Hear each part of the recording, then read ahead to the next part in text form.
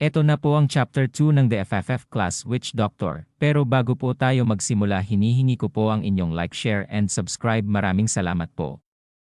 Nagsisimula ang ating chapter kay Jinyong na makikita nating kumakain na mukhang ganadong-ganado sa kanyang kinakain. Aking Jinho, bakit naging ganyan si Jinyong? Tanong ng kanyang ina na may pagtataka. Hindi ko po alam, ang tugon naman ni Jinho sa kanyang ina. Gaano na ba katagal mula noong nakakain ako ng lutong bahay, ang sabi ni Jinyong sa kanyang isip. Sabay sambit na ang luto ng aking ina ay ang pinakamasarap sa buong mundo, bangit ni Jinyong. Naalala ni Jinyong ang kanyang nakaraan nung sila ay mga bata pa at pinagluluto sila ng kanilang ina. Kapag ganito, naalala ko nung kami ay mga bata pa, sambit ni Jinyong sa kanyang isip. Sabay sambit niya. Noon ay malusog pa siya, sambit uli ni Jinyong sa kanyang isip na nakapatungkol sa kanyang ina. Ay masyado na ako nagtagal sa pagkain. Bakit kumukulo ang dugo mo, sambit ni Jinho kay Jinyong habang nakatingin si Jinyong sa TV. Ano ang nangyari? Para bumilis ang tibok ng puso mo ng ganyan. Ang mundo ng mahika at espada ay walang hanggang pakikipagsapalaran. Isang dakilang salaysay. Para lamang sayo. Ang unang virtual reality sa mundo. Ano yan? Tanong ni Jinho. ICR siya Chronicle, sambit ni Jinyong. Ano ang iyong sinabi? FC kay tanong ni Jinho na may pagtataka. Ano ang iyong pinagsasasabi? Yun ay ang pangalan ng laro. Sagot naman ni Jinyong. Ay. Baliw ka na ba? Tugon uli ni Jinho. Biglang kinurot ni Jinyong ang pisngi ni Jinho. Napakarumi ng kamay mo, bangit ni Jinho kay Jinyong na maluhaluha na. Ngayon na ang araw na ilalabas na nila ang beta. Arsia Chronicles, sambit ni Jinyong na makikita sa kanyang mga kamay ang galit na may pagkasabik. Kailangan ko na pumunta sa sarili kong bahay, sambit ni Jinyong sa kanyang ina. Huwag mo sagarin ang sarili mo, anak, tawagan mo ako lagi, sambit naman ng kanyang ina. Oon man po, tugon naman ni Jinyong sa kanyang ina. Ingatan mo rin ang iyong sarili. Ma. Aalis na ako, at nakasakay na nga siya sa sasakyan. Habang nasa sasakyan, iniisip ni Jinyong. Na bumalik nga ba ako makalipas ang 10 taon? Habang nakatingin sa cellphone, nasabi niya ang panahon kung kailan ang Galaxim 24 App ay hindi isang ladrilyo, ngunit ang pinakamahusay na kapsul. At naalala niya ang kanyang nakaraan na buhay. At ang pinakamahirap na oras ng buhay ko. Sa kapalit ng aking ama na nakaratay sa kama, ay nagtrabaho ako na parang baliw. At hindi ko kinaya ang bigat ng pagiging ulo ng pamilya, kaya tumakas ako sa laro at pinutol ang aking koneksyon sa pamilya. Paano ko ito makakalimutan? Notification, OVO nag-a-activate ang system. Ha, ano to?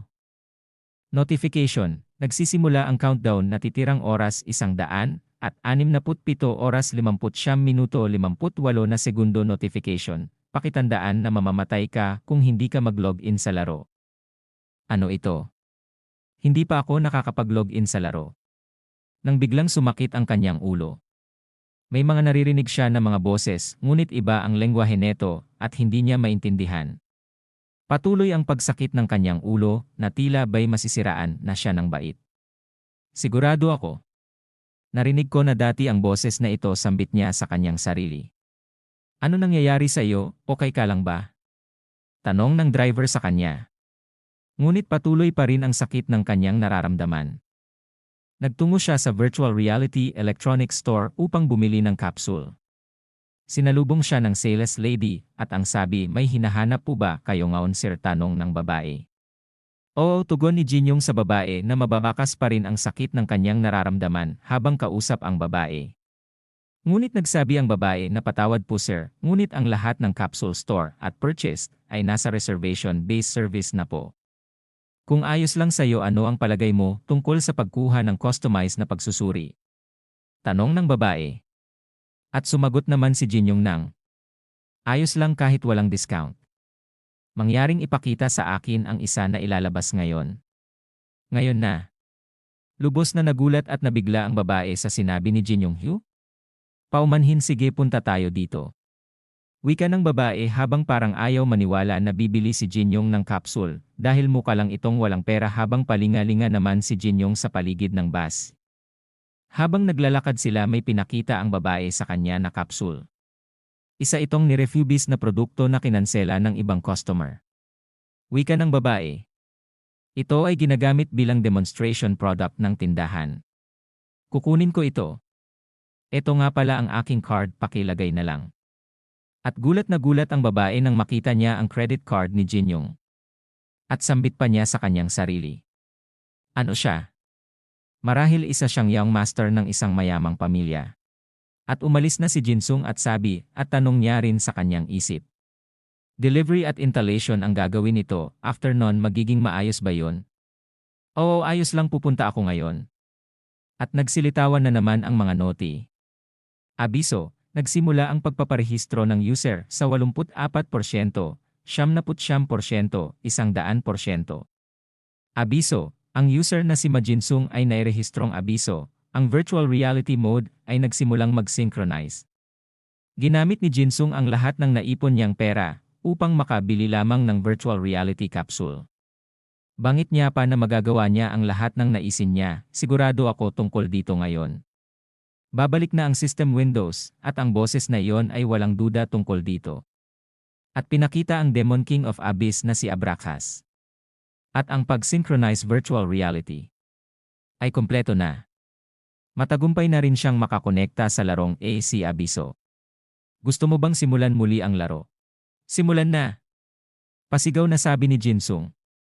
Abiso, abiso, ang mainstream negatibo, 18,327 GCP, ay error abiso. Warning, warning. Abiso. Ang mainstream ay na-detect abiso. Ang Arsha Chronicles main protocol ay napakabilis ng harang. At bigla tayo nalipat sa San Francisco, California, USA. Sa Evertail Headquarters Top Secret Department Oracle. May isang babae na nakatayo sa harapan ng malaking screen na mapapansin na maraming pumasok na parang mga bug sa monitor. Anong nangyayari dito? Wika ng babae na si Miss Chloe, isang operator, at sinimulan niya mag-announce sa lahat ng manggagawa ng Oracle Department. Code Black, inulit ko, Code Black, wika ni Miss Chloe. Anong kabaliwan ito? Wika ng isa pang mga gawa na may pagkagulat sa nangyayari. Ito ay isang emergency, wika ni Miss Chloe. Bilisan ninyo, ayusin agad. At tinawag ni Miss Chloe ang team leader na may pagmamadali. Anong nangyari? Sambit ng team leader head of Oracle. Napag-alaman natin na ang team leader nila ay si Kim Hyuk-jin. Habang kumakaripas ng takbo patungo kay Miss Chloe. Pinakita ni Miss Chloe ang screen monitor sa team leader, kailan pa ito nagsimula bangit ng team leader. Kakaumpis lang ngayon, ngunit hindi ko alam kung ano ang pinagmulan o sanhi, tugon ni Miss Chloe. Ang Akashic record ng blocking protocol para sa pangunahing stream ay unti-unting bumibilis. Kung magpapatuloy ito, baka mawalan tayo ng kontrol, wika ni Miss Chloe. At pinapakita ang mainstream ang Akashic record, isang mataas na AI na ginawa ng AC hindi kilalang teritoryo na walang sino man makakapag-explore. Si Hyuk-jin at ang Oracle ay nanunood dito kanina, ngunit may maliit na bagay na masamang nangyari kapag binura ang system, natural lang na mabubura na rin ang buong laro. Abiso. Ang tamang pagkontrol sa mainstream ay bumababa ng 48%. Ang tamang pagkontrol sa mainstream ay bumababa ng 36%. Ang tamang pagkontrol sa mainstream ay bumaba na hanggang 25%. Akashic record ay nagkainin ang landas ng server. Buwiset. Sambit ni Hyuk-jin. Ang kontrol sa mainstream ay bumigay na, sambit uli ni Hyuk-jin. Team leader, sambit man ni Miss Chloe. Bilisan mo, hindi pwede na mawala lahat ng AAC, tama. At buwiset, kahit na ano, sambit ni Hyuk-jin. Abiso. Ang Akashic record ay inalis na ang tamang pagkontrol. Ang Akashic record ay itinigil ng pansamantala ang pagharang ng protocol. Abiso. Ang mainstream ay nagsimula na. Nagsimula na, wika ni Hyuk-jin. Abiso, ikaw ay nakakonekta na sa laro, player Damian. Petsa ng pagkakonekta Hulyo 2020 ngaon si Damian o Jinsung sa totoong mundo ay nasa Whispering Island sa loob ng laro. Abiso. Maligayang pagdating sa Arsha. Wika ng system. Muli nga ako nakabalik, bigkas ni Jinsung sa kanyang sarili. 10 taon na naalala ko pa rin kung paano laruin ang larong ito. Biglang naalala ni Jinsung ang nakaraan at samagi sa isip nila si Arthur na nagtraidor sa kanya. Hindi niya maiwas ang galit-puot at panggigigil na nararamdaman na bakas sa kanyang itsura kung gaano siya kanais na maghiganti. Hahanapin kita Jeong Yumin, kapag nakita kita sisiguraduhin ko na pati ang iyong abo ay maglalaho banggit ni Jinsung na lubhang galit na galit. Sisiguraduhin ko pagsisisihan mo ang naging plano mo sa larong ito sambit niya pa na nag-aapoy na sa galit. At bigla siyang napaisip saan ang lugar na ito. Nag-upisa ba uli ako sa simula? Nang may biglang lumitaw na abiso player Damian ang koneksyon ay kinumpirma na nakapaglog ka na ha. Sambit ni Jinsung o Damian nang muli may lumabas na mga pulang abiso. Nagsimula na ang countdown. Text number 00000001, ang pagsusulit ay magsisimula na. Kondisyon. Kung hindi ka maglalagin sa loob ng 168 na oras ikaw ay mamamatay. Pangalawang, kondisyon kapag ang iyong character ay namatay sa laro ikaw din ay mamamatay sa totoong mundo. Pangatlong kondisyon, kapag ang iyong character ay hindi na kumpleto ang layunin nito sa ibinigay na tamang oras ikaw din ay mamamatay, ano? Sambit ni Jinsung o Damian, nagulat at hindi makapaniwala nang muli simakit na naman ang kanyang ulo. Ano ba ang kanyang sinasabi? Tanong ni Damian na mababakas pa rin sa kanya ang sakit na nararamdaman. Abiso, ang limitasyon ng kahulugan ay tinanggal. Pagtanggal ng limitadong kahulugan ay kumpleto na abiso, player Damian ang huling hangarin ay na-renew. Huling hangarin. Nagmula sa demonyong hari, natitirang oras 87,500 at 99 na oras 59 minuto, 59 segundo. Habang hirap na hirap pa rin si Jigsung na gumagapang na lang ang busit na larong ito. Ano ba ang ginawa mo sa aking katawan sambit ni Jinsung abiso, class ang nagbigay ng kondisyon para sa final goal o huling hangarin. Witch Doctor?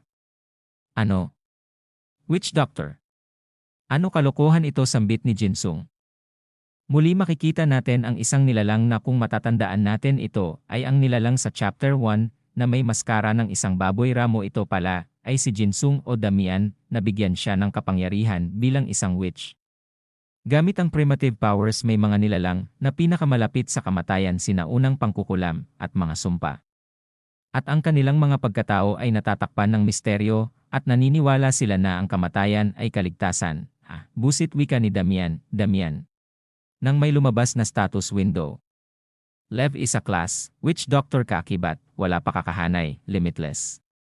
Titulo, kalupitan. Statistika, lakas. 1, HP, 1. Bilis. 1, katalinuhan. 1, talento, 1 swerte, 1. Nakakainis ang statistika ko wika ni Damian Jinsung, Witch Doctor level, 1 natatagong class rank, paglalarawan ng class, spells. Kailangang gawin ang lason, sumpa summons, buto, dugo, bangkay, at kaluluwa, ay maaaring gamitin. Ito ay isang uri ng output, damage dealing class na nagiging sanhi ng kalaban na makaipon ng pinsala. Sa ibabaw ng lason na iyon ay isang subclass na espesyal na pag-atake, kahit nakatago class ito, hindi bagay sa akin ang class na ito wika ni Jinsung. Nang biglang ano na naman ang nangyayari? Babala. Nakagawa ka ng krimen. Alignment negatibo, 10.10, 900 at 99.900 notification. Isang alignment penalty ang inilapat pagkakahanay ng 10.10, 900 at 99.900 wika ni Jinsung nagulat. Imposible lang ang mga numerong iyon kung nakapatay ako ng halos 1 bilyong tao wika pa ni Jinsung habang inanalog at galit na galit sa status window. May sense pa ba ito? Hindi ba ito isang bug? Parusa. Negatibo 500% na mga puntos ng karanasan sa pagkahulog sa pagkamatay. Negatibo 500% pagtaas ng posibilidad na masira ang kagamitan sa pagkamatay ng pagwawalang bisa ng kalasag ng safe zone. Atakehin ng NPCs. Parusa. Negatibo 500% na mga puntos ng karanasan sa pagkahulog sa pagkamatay. Negatibo 500% pagtaas ng posibilidad na masira ang kagamitan sa pagkamatay ng pagwawalang bisa ng kalasag ng safe zone. Atakehin ng NPCs, niloloko mo ba ako? Wika ni Jinsung habang umiiyak-iyak na isang parusa na tulad nito karaniwang itinuturing ako na hari ng demonyo. Habang iniisip niya kung paano siya pinaparusahan na parang pinagtatabuyan. Nakatanggap ako ng pangalawang pagkakataon pero ang aking buhay na ang nakataya ngayon, wika ni Jinsung. Sa palagay ko kailangan ko takpan ang aking muka, wika ni Jinsung dahil sa kanyang alignment na napakataas. Maraming magtatangka sa buhay niya at matatakot sa kanya. Naglakbay siya at pumunta sa isang nayon na kung tawagin ay Dunveiten Village. Una niyang pinuntahan ang pinuno ng nayon na si Elmore. Sino ang manlalakbay na bagong dating sa mundong ito, banggit ni Elmore. Pasok ang sambit niya kay Jinsung. Bakit ka may karton sa ulo mo, wika ni Elmore. Tungkol dyan ito ay cool. Tugon ni Jinsung, natulala bila si Elmore, na parang nablangko ang isip, ibis na uwak ang dumaan sa kanyang isip ay isang sisiw. Ah, seryoso, kung para sa compulsory quest kailangan kong gamitin itong karton na ito, wika niya sa kanyang isip na naiinis na at nahihiya sa kanyang pinaggagawa. Well, nirerespeto ko ang kagustuhan mo, wika ni Elmore, at bigla naman napasabi si Jinsung ng yes, wika pa niya na ang importante, makakuha na siya agad ng quest. Biglang nataranta si Elmore. Nang marinig ito, haha, o nga pala, ano bang ginagawa ko? Ok, sige, makinig ka ng mabuti, wika ni Elmore ka ni Jinsung. Ang lupain ng Whispering Island ay maraming mga sisiw. Ang problema ay kinakain nila lahat ng mga feeds, kaya wala nang natira sa imbakan. Humuli ka ng mga 10 na sisiw, ito ang quest na ibibigay ko sa'yo, wika ni Elmore. At sinimulan na ni Jinsung ang paghahunt sa mga sisiw sa likod ng bundok ng Dunvate Village, at meron siyang nakitang isang sisiw at talagang seryosong-seryoso siya at kumikislap pa ang mga mata na kala mo ay isang assassin na papatay ng isang malaking dragon. At inatake niya ang isang sisiw gamit ang sumpit na isang kagamitan ng mga primitive. Ito ay isang tubo na binabalahan ng maliliit na sibat na may lason at hinihipan ng malakas at biglaan. Tinamaan niya ang sisiw, subalit siya ay nasobrahan sa pagod dahil lamang ay isang paghipan dahil ang kanyang HP ay 1% lamang. Kainis, nakalimutan ko na meron lang pala ako na isang HP, wika niya. Quest, hulihin ang sisiw. Ikaw lang ang nakarating sa kontinente ng Arsya, kailangan mo alisin ang mga sisiw at kailangan mong protektahan ang imbakan. Uri ng tutorial, manghuli ng 10 na sisiw at bawiin ang 10 na dilaw na balahibo.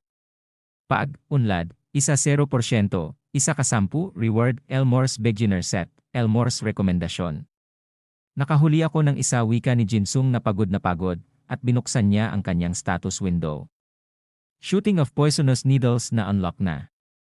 Walang makakatulong dito, isang skill lang ang magagamit ko, kailangan ko matutunan ang iba pang mga skill kapag naabot ko na ang level 10. Wika ni Jinsung sa kanyang sarili. Tumayo na si Jinsung, at sinimulan na niya manghuli muli ng mga sisiw. Alam ko kung paano gamitin ito ngayon, kaya gagawin ko lang ito ng tama, wika ni Jinsung sa sarili. At nagpatuloy siya manghuli ng mga sisiw. Abiso, natalo mo ang mga sisiw, wika ng system. Abiso, nakatanggap ka ng XP. Sa Yusin Group Building. May isang tao na nakaupo na pakamot-kamot ng ulo, o kumusta? Wika ng isang tao, hindi na masama sa palagay ko, wika ng tao na blondie ang buhok. Ano ang mga reaksyon ng mga user sa bayan na ito? Muling tanong ng blondie, ang lahat ng kapsul na inilabas na bili, at naubos lahat, wikan man ng isa. Sa palagay ko ang kasalukuyan na lagay ng larong VR, ay magbabago sa isang linggo, wika uli ng blondie. Nang may tumawag sa kanyang cellphone. Yes, Direktor, na handa mo na ba yung binanggit ko sa iyo, wika niya sa kausap niya. Oo naman, yung master, wika ng nasa cellphone, ang pinakaangkop na klase para sa iyo, ang pinakamabilis na paraan. Para mag-level up at bawat ibang uri ng item at kagamitan. Ay, hahanda ko na lahat ng mga yon, wika ng nasa cellphone. Salamat, Direktor. Ito na ang oras para sa akin, upang umikot sa akin ang laro, wika pa niya. Yes, tatawagan kita mamaya, paalam. Siha, wika niya sa kanyang isip. Ang ika-4 na apo ng Yusin Group's president. Pro gamer of AOS game The Tempest of Time and Space, Jong Yumin. O mas kilala sa nickname na King Arthur. Inaabangan ko ito, wika ni Jinsung na pagod at hinihingal. Sa wakas nahuli ko na silang lahat, wika niya sa kanyang sarili, habang ang mga sisiw ay mga nakahandusay na, ang mga dilaw na balahibo ay bumabagsak. Abiso, wika ng system level up. Abiso, naabot mo na ang level 2, wika uli ng system, ha? Sa wakas nag-level 2 na rin ako, wika ni Jinsung. Nasa sobrang saya ay halos umiyak na sa tuwa. At lumabas muli ang status window, nickname Damian. Level 2 Witch Doctor. Pagkakaugnay. Wala. Pakakahanay. Negatibo _siyam, siyam na daan, at 79.siyam titulo, atrocity o kalupitan. Stats. Lakas.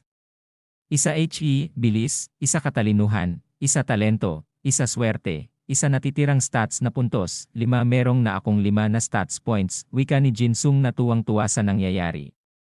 Karaniwan na lang ulit ang 2 stats point kapag nag-level up ka. At kung makakuha ka ng 3, ikaw ay magiging OP na class o meron kang napaka-dakilang karakter, wika pa ni Jinsung habang tinitignan ang kanyang status window. Ayos! Hintayin mo ako.